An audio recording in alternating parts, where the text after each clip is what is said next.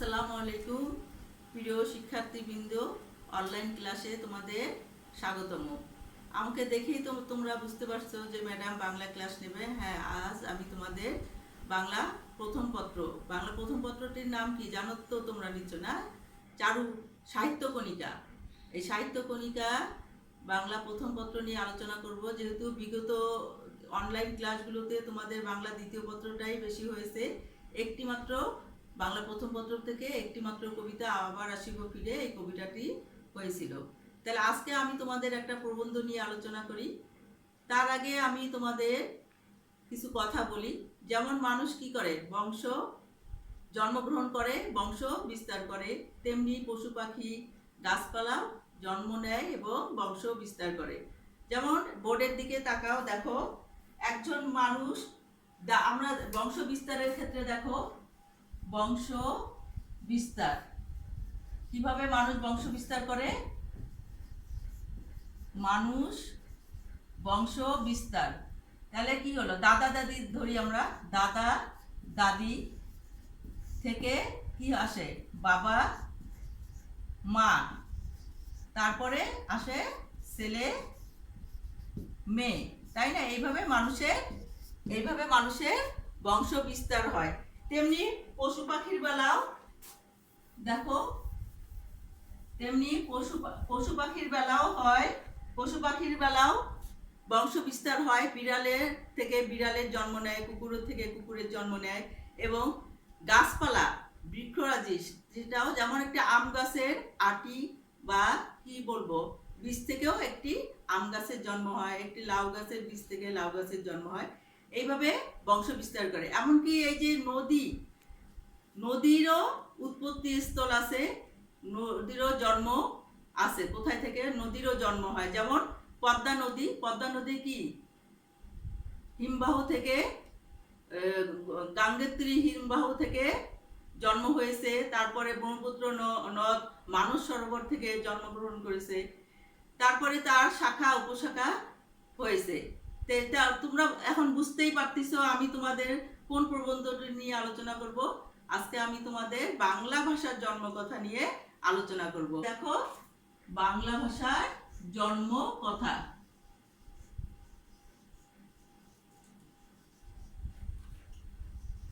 জন্ম কথা, বাংলা ভাষার জন্ম কথা লিখেছেন কে? হুমায়ুন আজাদ। হুমায়ুন আজাদ। তাহলে হুমায়ুন আজাদ, তাহলে এখন আমরা একটু হুমায়ুন আজাদ মানে লেখক সম্পর্কে একটু ধারণা নেই। তোমরা সবাই বইটি সঙ্গে নাও, বইটি বের করো, সবাই বইটি বের করো। হুমায়ুন আজাদ বইটিতে তোমরা দেখো, এটা হলো পৃষ্ঠা নাম্বার 74 পৃষ্ঠা। হুমায়ুন 74 পৃষ্ঠায় আছে বাংলা ভাষার জন্মকথা হুমায়ুন আজাদ। আর পৃষ্ঠা নাম্বার হলো 76 পৃষ্ঠায় আছে লেখক পরিচিতি। দেখো সবাই বের করো লেখক পরিচিতি। হুমায়ুন আজাদ 1947 খ্রিস্টাব্দে জন্মগ্রহণ করেন। তার জন্মস্থান মুন্সিগঞ্জ জেলার শ্রীনগর থানার রানীখাল গ্রামে।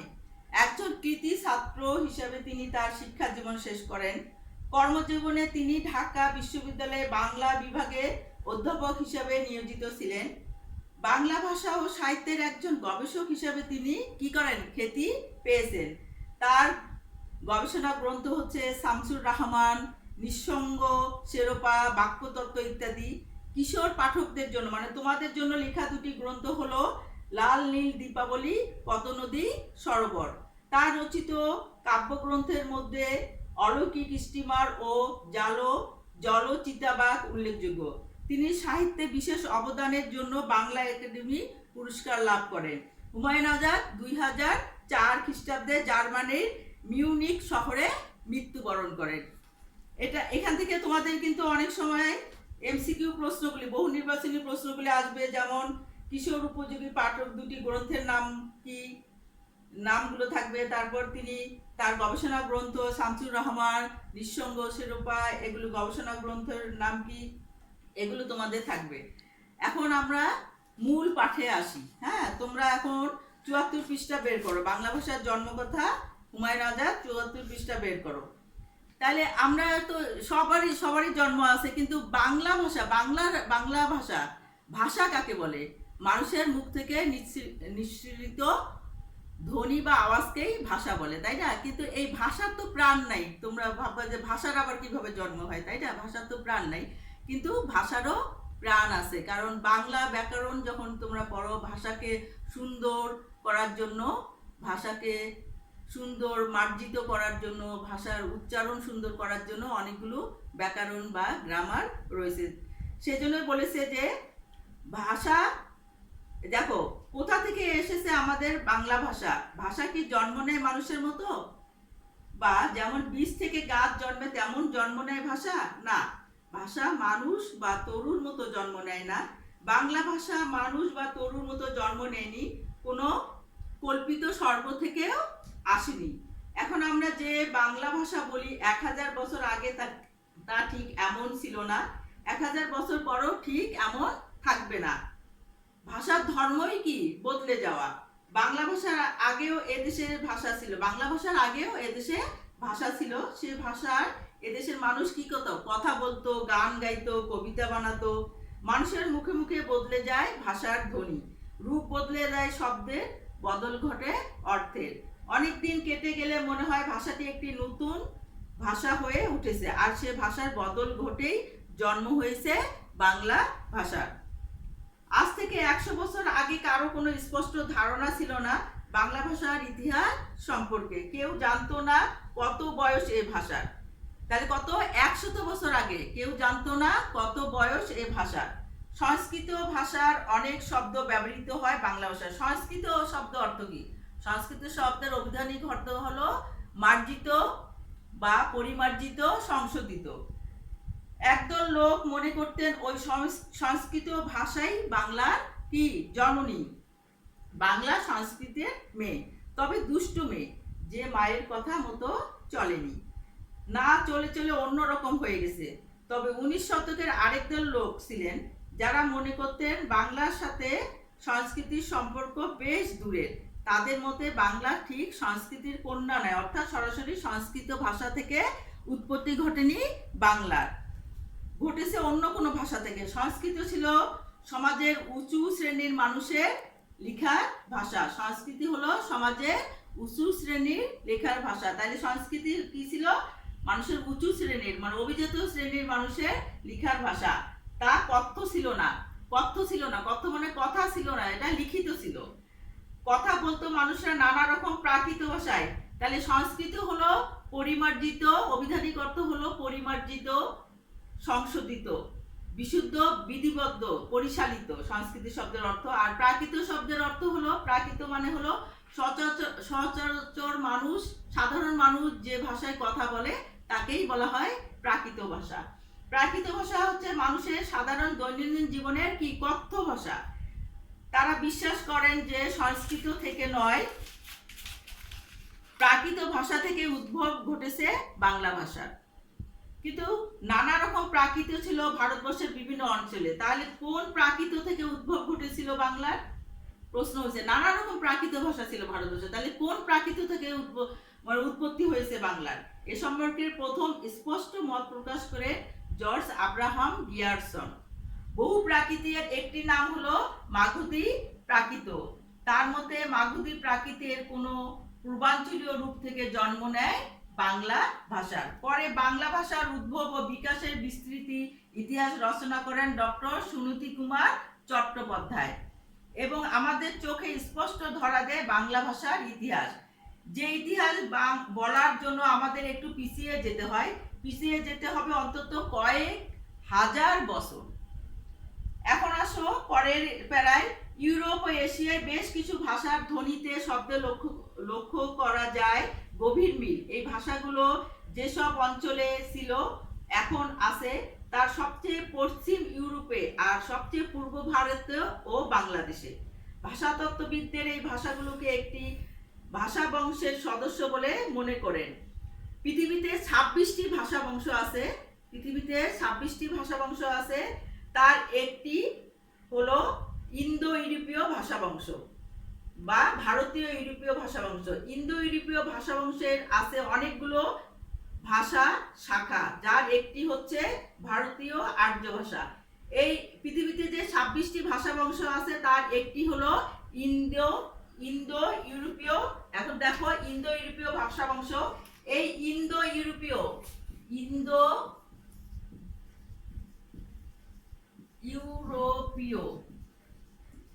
এই ইন্দো ইউরোপীয় ভাষা বংশের আবার অনেকগুলি ভাষা বংশ আছে। সেটার আবার দুটি শাখা আছে, ভাগ আছে। একটা হলো ইন্দো ইন্দো ইউরোপীয়, ইন্দো ইরানি। একটা হলো ইন্দো ইরানি ভাষা বংশের, একটি হলো ইন্দো ইরানি। এই ইন্দো ইরানিকে আবার দুটি ভাগে ভাগ করা হয়েছে। একটা হলো ইরানি ভাষা, আরেকটি হলো ভারতীয় আর্য ভাষা। একটা হলো ইরানি ভাষা, আরেকটা হলো ভারতীয় আর্য ভাষা। এই ভারতীয় আর্য ভাষাটাই হলো কি বাংলা, মারাঠি, গুজরাটি। এই ভারতীয় আর্য ভাষার মধ্যে অন্তর্ভুক্ত হলো বাংলা, মারাঠি, গুজরাটি এইসব ভাষাগুলো। তাহলে এখন আমরা আসি, এই যে ভারতীয় আর্য ভাষার প্রাচীন ভাষাগুলোকে বলা হয় প্রাচীন ভারতীয় আর্য ভাষা। প্রাচীন ভারতীয় আর্য ভাষার প্রাচীন রূপ পাওয়া যায় ঋগ্বেদের মন্ত্রগুলিতে। এগুলো সম্ভবত লিখিত হয়েছিল যীশু খ্রিস্টের জন্মের 1000 বছর আগে, অর্থাৎ 1000 খ্রিস্টপূর্বাব্দে। ঠিক আছে, 1000 খ্রিস্টপূর্বাব্দে। এখন বেদের শ্লোকগুলি পবিত্র বিবেচনা করে তার অনুসারীরা সেগুলো মুখস্থ করে রাখত। শ্লোক কি? শ্লোক তো বোঝো, যে দুটি কবিতার অন্তমিল বা চার লাইনের বিভক্ত একটি কবিতা বা কবিতা অংশকে শ্লোক বলা হয়। শতাব্দীর পর শতাব্দী কেটে গেছে, মানুষ দৈনন্দিন জীবনে যে ভাষা ব্যবহার করত বদলে যেতে থাকে সে ভাষা। একসময় সাধারণ মানুষের কাছে দুর্বোধ্য হয়ে ওঠে বেদের ভাষা বা বৈদিক ভাষা। তখন ব্যাকরণবিদরা নানা নিয়ম লিপি বিধিবদ্ধ করে। বিধিবদ্ধ মানে কি? বিধির মধ্যে আবদ্ধ, তাই না? বিধি দ্বারা শাসিত, সেটাকে বিধিবদ্ধ বলা হয়। নিয়মের মধ্যে আবদ্ধকে বিধিবদ্ধ বলা হয়। করে একটি মানসম্পূর্ণ ভাষা সৃষ্টি করেন। এই ভাষার নাম হলো সংস্কৃত। তাহলে সংস্কৃত শব্দের অর্থ, অভিধানিক অর্থ আমি বলছিলাম পরিমার্জিত বা সংশোধিত। সেই সংস্কৃত অর্থ হলো বিধিবদ্ধ, পরিশীলিত বা শুদ্ধ ভাষাকে সংস্কৃত ভাষা বলে। এখানে তোমাদের একটা বহু নির্বাচনী থাকবে, সংস্কৃত বা জ্ঞানমূলক থাকতে পারে সংস্কৃত শব্দের অর্থ কি, তখন তোমাদের লিখতে হবে বিধিবদ্ধ, পরিশীলিত, শুদ্ধ ভাষাকে সংস্কৃত ভাষা বলে। খ্রিস্টপূর্ব 400 অব্দের আগে এ ভাষা বিধিবদ্ধ হয়েছিল, লিপিবদ্ধ হয়েছিল, বিধিবদ্ধ হয়েছিল। যিশুর জন্মের আগে পাওয়া যায় ভারতীয় আর্য ভাষা 3টি স্তর। ভারতীয় আর্য ভাষা, এই যে ভারতীয় আর্য ভাষাটা আসছে, এই ভারতীয় আর্য ভাষাটার আবার স্তর আছে 3টি। তোমরা আবার বোর্ডের দিকে দেখো, আমি লিখে দিচ্ছি।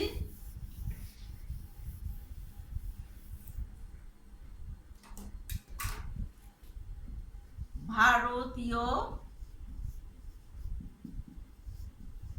আর্য ভাষা।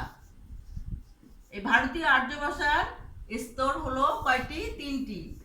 প্রথম স্তরের নাম হলো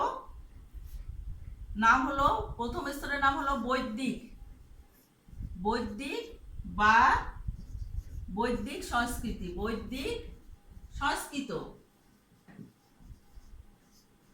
প্রথম স্তর।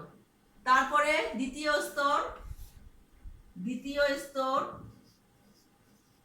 স্তরের নাম হলো,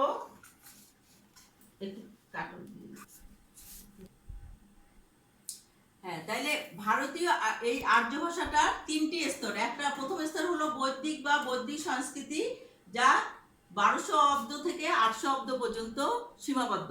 তারপরে দ্বিতীয় স্তর হলো সংস্কৃত, এটা 800 থেকে 400 অব্দ। তৃতীয় স্তর হলো অপভ্রংশ, অর্থাৎ যা খুব বিকৃত হয়ে গেছে।